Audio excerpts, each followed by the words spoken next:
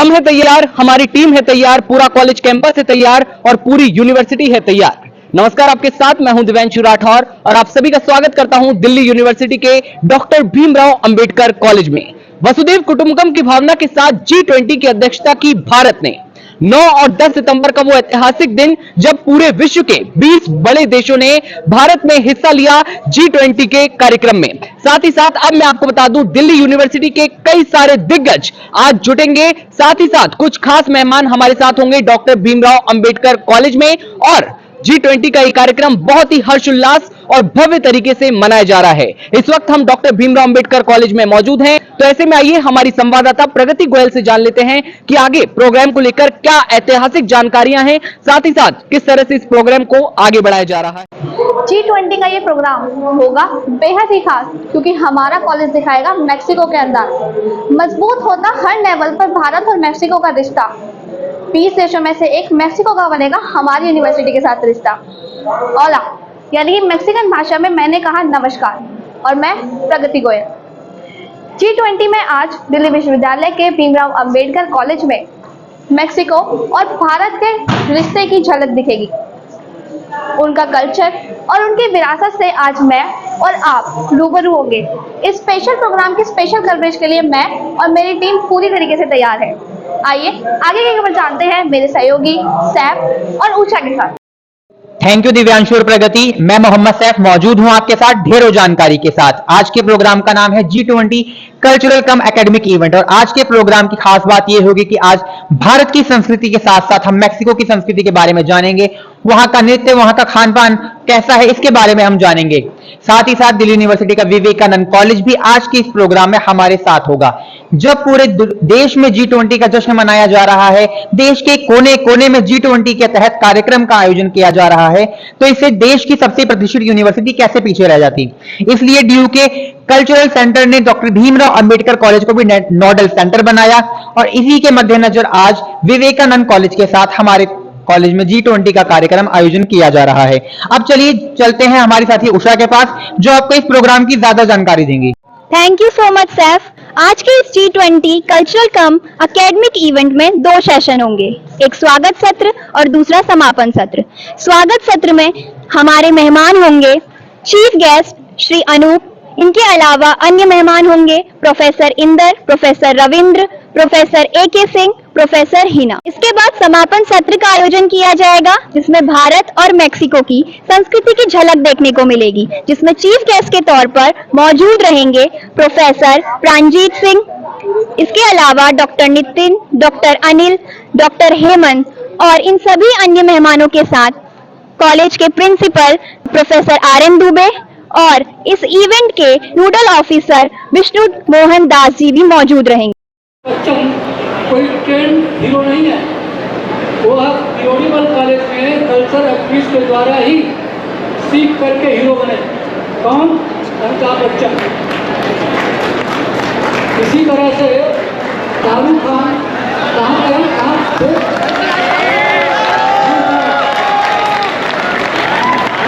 College के विद्यार्थी थे, वहाँ से कल्चर सीखा और सीधे बिना किसी ट्रेनिंग के वो जो है बॉलीवुड के हीरो बन गए, सुपर हीरो, सुपरस्टार।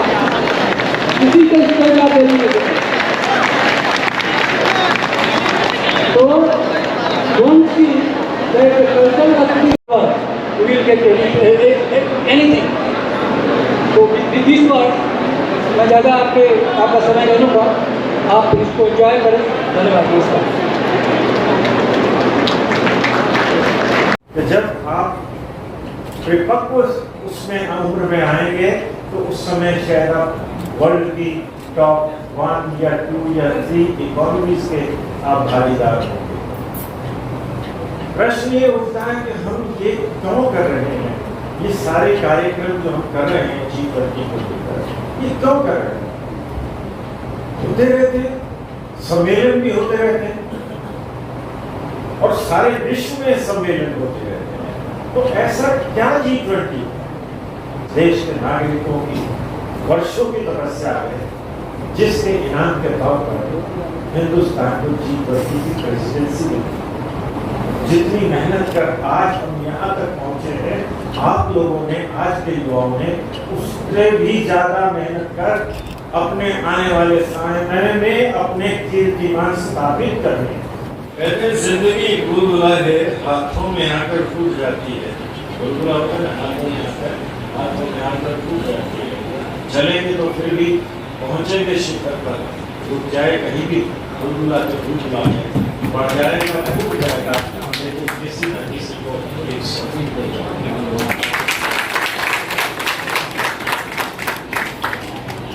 क्योंकि इसमें दो चीज़ें हुई हैं। एक तो यह है कि जो हम लोगों को, जो बाकी देश है, उनकी संस्कृति के बारे में, उनकी ट्रेड एंड कॉमर्स के बारे में, उनकी एजुकेशन, साइंस एंड टेक्नोलॉजी के बारे में वो पता लगा। और दूसरा यह है कि उन देशों को ये पता लगा कि भाई जो भारत देश है उसने कितनी तरक्की की है, उसने कितनी प्रोग्रेस की है साइंस एंड टेक्नोलॉजी में, ट्रेड कॉमर्स में, इंडस्ट्री में।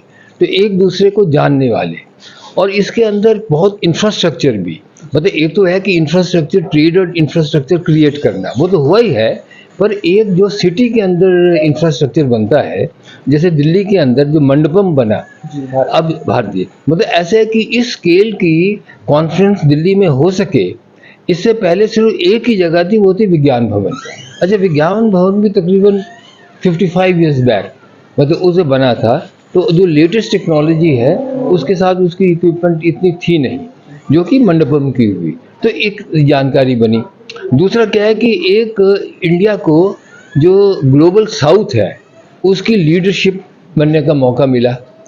तीसरा ये हुआ कि जैसे कई चीज़ें, कि जैसे investment, United nation security council के अंदर एक जो परमानेंट सीट का जो क्लेम है, वो काफ़ी, अब लोग भी ये कहने लगे हैं कि भाई ये क्लेम, क्योंकि वो जो 1950s के अंदर जो 5 परमानेंट विद वीटो पावर बना दिए गए, उनके अंदर वो पावर भी नहीं है, ना वो उनकी इकोनॉमिक पावर है, जैसे फ्रांस, इंग्लैंड, चाइना, रशिया और ये 5। अब भारत जो है वो कम से कम फ्रांस और इंग्लैंड से तो पीछे नहीं है किसी भी चीज़ के अंदर, और इकोनॉमिक्स के अंदर तो वो रशिया भी उससे नीचे ही है। तो मुझे लगता है कि एक यूनाइटेड नेशंस के अंदर, परमानेंट काउंसिल के अंदर किया जा रहा है। आज हमारे बीच दिल्ली यूनिवर्सिटी के प्रोफेसर डॉक्टर अजय कुमार जी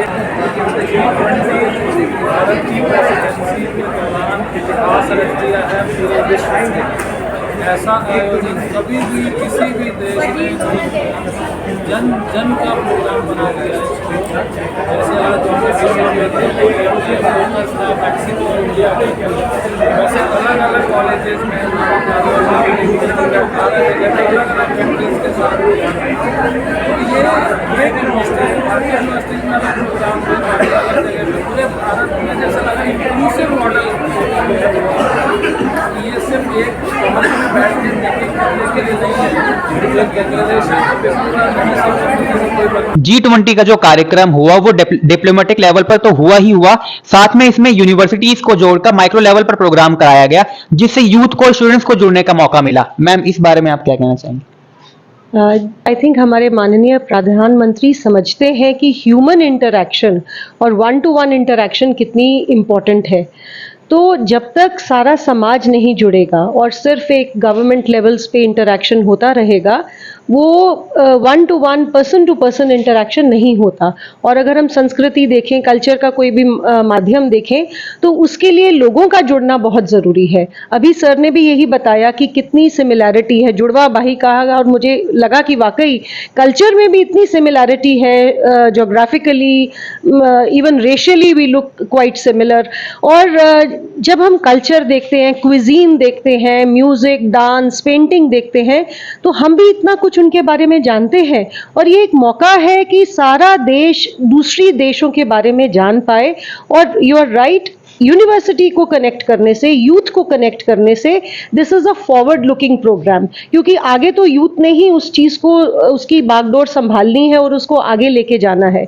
तो यूथ को कनेक्ट करना बहुत ज़रूरी है, और उसके लिए मेरे ख्याल से ये सब जो इनिशिएटिव्स रहे हैं, पूरे देश में इसका बज़ रहा है। कहाँ पे वो सैंड आर्ट में, वो बीच पे पटनायक ने वो बनाया, वहाँ G20 लगा, नागालैंड में जाके हॉर्नबिल फेस्टिवल में G20 का हुआ। तो अलग अलग देश के कोनों में इस चीज़ का बज़ है और सब इसके बारे में जागरूक है। अदरवाइज में दिल्ली में एक प्रोग्राम होता है और थोड़े से एक सर्कल को मालूम होता है, लेकिन इसके लिए कोई भी ये नहीं कह सकता है। तो ये इसकी बहुत बड़ी उपलब्धि है।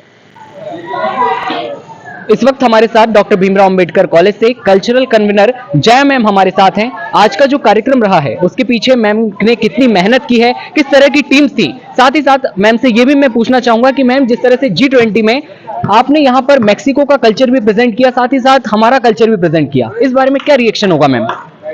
हमारे बच्चों ने बहुत मेहनत करी है। विवेकानंद के साथ वो भी हमारे को पार्टनर थे, साथ ही यूनिवर्सिटी के कल्चर काउंसिल से सब कुछ ऑर्गेनाइज किया गया था। हमारे कॉलेज के प्रिंसिपल ने भी बहुत सहयोग दिया और हमारे नोडल ऑफिसर जो थे विष्णुदास, उन्होंने भी बहुत सहयोग किया सांस्कृतिक कार्यक्रम के कार्यान्वयन में। और साथ ही हमारी कल्चरल टीम के जितने भी मेंबर्स हैं सब ने बहुत मेहनत की। हमारे विद्यार्थी जो हैं, हमारी बहुत सारी टीम्स हैं,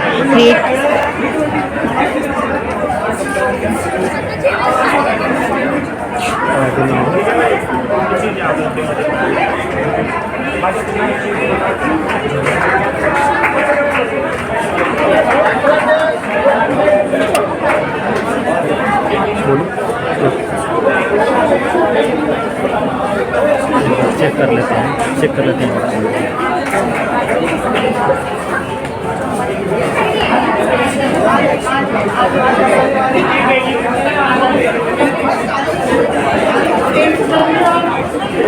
हमारे साथ इस वर्ष प्रोफेसर चित्रा मैम हमारे कॉलेज में G20 के कार्यक्रम को लेकर एक बड़ी उपलब्धि है।